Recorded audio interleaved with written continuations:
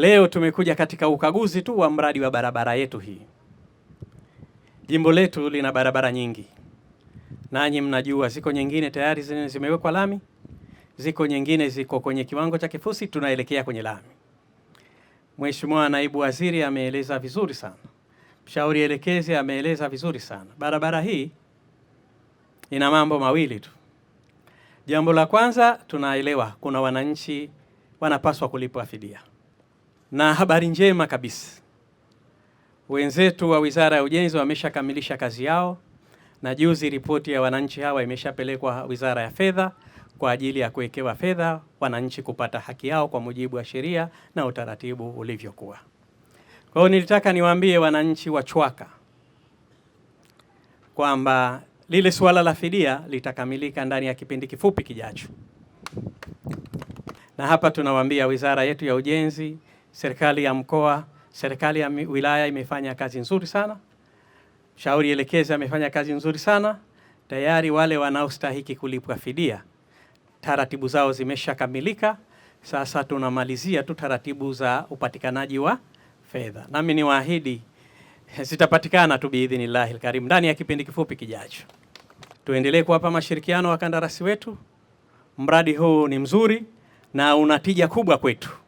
Utatusaidia sana, na wanachwaka ndani ya kipindi kifupi tutakuwa tumepata barabara yetu ya lami yote kwenye maeneo yote, barabara iliyokamilika. Nikisema hivyo naomba mnielewe kwamba wale waliokuwepo awali warejeshwe katika soko hili kwa utaratibu unaonekana unafaa. Tumeelewana eh?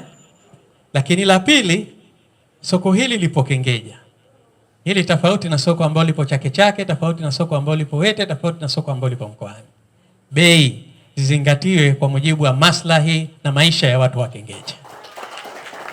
Hili jambo lizingatiwe. Saa nyingine atasema unajua bwana, tumepata gharama sana kweli. Lakini hii malengo yetu hasa si biashara sisi. Malengo yetu sisi ni kutoa huduma kwa wananchi. Kwa hiyo bei, Naibu Katibu Mkuu, zizingatiwe. Sisemi kwamba wapewe bure, hapana. Lazima wachangie, lakini bei zizingatiwe kwa mujibu wa mazingira yalivyo, kwa sababu yako maeneo yaliwekwa bei si rafiki, ukienda vikuta vyote havina mtu. Sasa ile tija ya Mheshimiwa Rais haitapatikana. Sisi furaha yetu tukija hapa wajasiriamali ama wafanyabiashara wamejaa hapa, hapatoshi. Mheshimiwa Makamo, lakini pia kwa vile wananchi hapa wapo, niwaambie tu kwamba sisi Wizara ya Ujenzi na Uchukuzi tumeshafanya tathmini ya kutembelea takriban majimbo yote ya Pemba kupitia kwa wakuu wa mikoa, wakuu wa wilaya pamoja na masheha wa shehia zote, kufanya tathmini ya mahitaji ya majimbo na mahitaji ya barabara katika maeneo mengine ambayo bado hazijajengwa. Kwa hiyo Mheshimiwa Rais lengo lake pamoja na Mheshimiwa Makamo ni kuhakikisha kwamba Zanzibar yote inajengwa kwa barabara zenye viwango vya lami na zege kwa maeneo yote ya mjini na vijijini, Unguja na Pemba.